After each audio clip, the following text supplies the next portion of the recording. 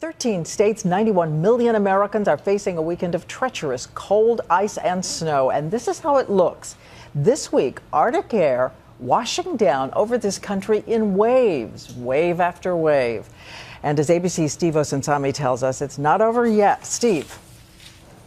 Good evening, Diane. It's so difficult to see. This thin layer of ice and freezing rain, up to half an inch, fell in some places on roads and trees, sending cars flying.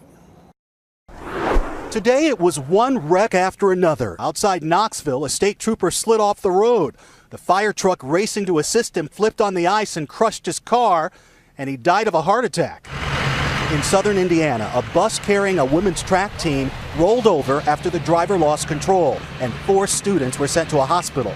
She did everything she could, fishtailed, she hit the brakes. I mean, she fought it for probably a good half mile. Schools were closed or closed early in Georgia, Tennessee, Kentucky, North Carolina, and in Lynchburg, Virginia, where cars and school buses had to negotiate with the ice. But in much of the Midwest and Northeast, where the storm is now quickly moving and where it's still bitterly cold, my nose got really cold. Schools are still open, and health officials are warning parents to keep their kids safe.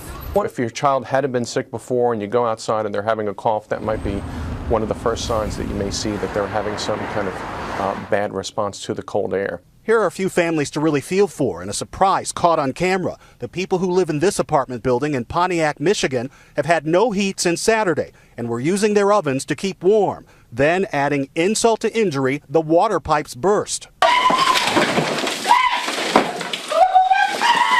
It was really tough for firefighters battling a blaze in Lawrence, Massachusetts, who looked like walking icicles in the cold. Yeah, it's tough because we're running into frozen hydrants and frozen lines. It's tough for the guys to get around with the icy conditions. There are worries about pets and wildlife, too. Newark, New Jersey Mayor Cory Booker came to the rescue again last night, saving a dog whose owner had accidentally left her stuck outside. This is brutal weather out here. This dog is shaking really bad.